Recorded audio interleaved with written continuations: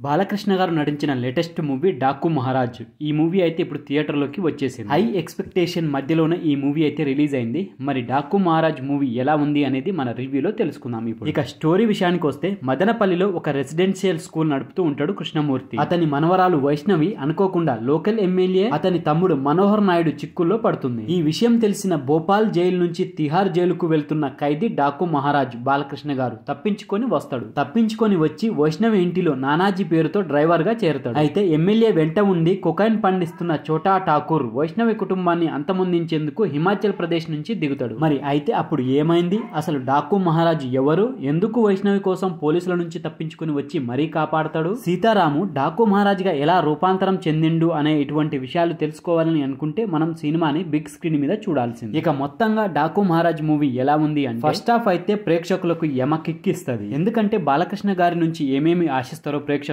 అవన్నీ first half లో ఉంది. ఇక సెకండ్ హాఫ్ విషయానికి వస్తే, స్టోరీ మీద ఎక్కువ శ్రద్ధ పెట్టడం వల్ల ఫస్ట్ హాఫ్ లాగా స్పీడ్ గా వెళ్ళినట్టు అనిపించదు, కొంచెం స్లో అవుతుంది. అయినా అది కూడా ఒక డిఫరెంట్ ఎక్స్పీరియన్స్ చేసినట్టు ఉంటది. ఫస్ట్ హాఫ్ బాగుండి మరి సెకండ్ హాఫ్ ఎందుకు స్లో అయిందో అనేది మనం ఇన్ డెప్త్ విశ్లేషణలో తెలుసుకుందాం. దానికంటే ముందు ఫ్రెండ్స్, మన ఛానల్లో ఎక్కువ శాతం ఓటీటీలో వచ్చే మంచి కంటెంట్ ఉన్న సినిమాలకు సంబంధించిన రివ్యూస్ వస్తుంటాయి రెగ్యులర్ గా. అలాగే థియేటర్ లో వచ్చే మంచి సినిమాలకు సంబంధించిన రివ్యూస్ కూడా వస్తుంటాయి రెగ్యులర్ గా మన ఛానల్. మరి వాటి గురించి తెలుసుకోవాలని అనుకుంటే మన ఛానల్ ని తప్పకుండా సబ్స్క్రైబ్ చేసి పెట్టుకోండి. అలాగే ఈ వీడియో నచ్చితే మాత్రం లైక్ కొట్టి చూడండి. ఇక విశ్లేషణలోకి వెళ్ళినట్లయితే, ఈ మూవీ యొక్క స్టోరీ కొత్త కథగా రూపొందించింది అయితే కాదు, కానీ బాలయ్య గారి నుంచి అభిమానులు ఏం కోరుకుంటున్నారో ఆ అన్ని అంశాలు సరిగ్గా తూకానికి వేసినట్లు సెట్ చేసి మరీ రంగంలోకి దించారు. ఫస్ట్ హాఫ్ మొదట్లోనే నందమూరి బాలకృష్ణ గారి నట విశ్వరూపాన్ని అభిమానులతో పాటు ప్రేక్షకులకు సైతం చూపించి సినిమా మొత్తాన్ని ఒక రకమైన వైబ్ తో నడిపించారు. నిజానికి ఒక మంచి వ్యక్తి దుష్టులను ఎదిరించేందుకు తాను కూడా మారణ హోమానికి సిద్ధమై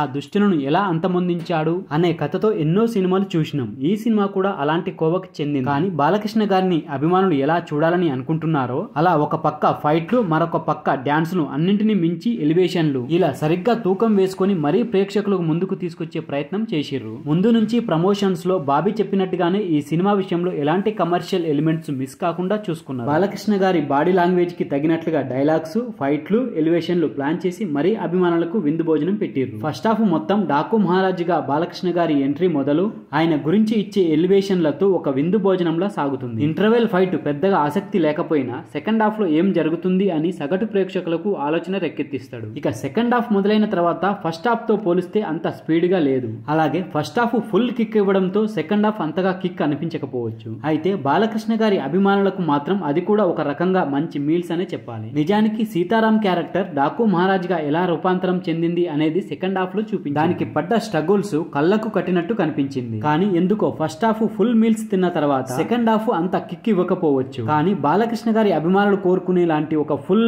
ఇంట్రెస్టింగ్ సబ్జెక్ట్ తో బాలకృష్ణ గారు అయితే ప్రేక్షకులను మెప్పించే ప్రయత్నం చేసి చిన్న చిన్న లాజిక్ అంశాలు పక్కన పెడితే సినిమా మాత్రం ఒక రేంజ్ లో వర్కౌట్ అయిందనే చెప్పొచ్చు. ఇక నటీనటుల విషయానికి వస్తే, బాలకృష్ణ గారు రెండు విభిన్నమైన గెటప్లలో తనదైన శైలిలో అద్భుతంగా నటించిండు. సాధారణంగా బాలకృష్ణ గారి నుంచి లౌడ్ గా ఎక్స్పెక్టేషన్ చేశారు, కానీ ఈ సినిమాలో చాలా సెటిల్ పెర్ఫార్మెన్స్ తో ఆకట్టుకున్నాడు. ఇక శ్రద్ధా శ్రీనాథ్ ఈ సినిమాలో ఒక మలుపు తిప్పే క్యారెక్టర్ లో బాగా నటించారు. ప్రజ్ఞా జైస్వాల్ పాత్ర చిన్నదే అయినా తన నటనతో మెప్పించింది. ఇక ఎస్ఐ పాత్రలో ఊర్వశి నటించే స్కోప్ కన్నా గ్లామర్ కే పరిమితమైంది. యానిమల్ మూవీ తర్వాత బాబీ డేయల్ కి ఒక క్రూరమైన విలనిజాన్ని చూపించే పాత్ర పడింది. ఆ పాత్రకు మంచి న్యాయం చేసిందనే చెప్పాలి బాబీ డేయల్. ఇక ఇందులో నటించిన మిగతా నటీనటులు కూడా వాళ్ళ పాత్ర పరిధి మేరకు బాగానే ఆకట్టుకున్నారు. ఇక టెక్నికల్ విషయానికి వస్తే, ఫస్ట్ చెప్పుకోవాల్సింది ఎస్ఎస్ తమన్ గారి మ్యూజిక్. బ్యాక్గ్రౌండ్ మ్యూజిక్ లో తమన్ గారికి బాలకృష్ణ గారిని చూస్తే ఒక ఊపు వచ్చేస్తుంది, బాక్సులు బద్దలైపోయి. అలాంటి బ్యాక్గ్రౌండ్ మ్యూజిక్ తోనే అదరగొట్టేసిండు ఈ మూవీలో. కానీ కొన్ని బ్యాక్గ్రౌండ్ స్కోర్లు వింటుంటే వేరే సినిమాల రిఫరెన్స్ తీసుకొని కొట్టినట్టు అనిపించింది. ఇక సినిమాటోగ్రఫీ గురించి ఎంత చెప్పుకున్నా తక్కువే, చాలా అద్భుతంగా ఉంది ఇందులో సినిమాటోగ్రఫీ. ఇక మిగతా టెక్నికల్ డిపార్ట్మెంట్ కూడా చాలా బాగుంది. ఇక ఫైనల్ గా చెప్పేది ఏమిటంటే, బాలకృష్ణ గారి నుంచి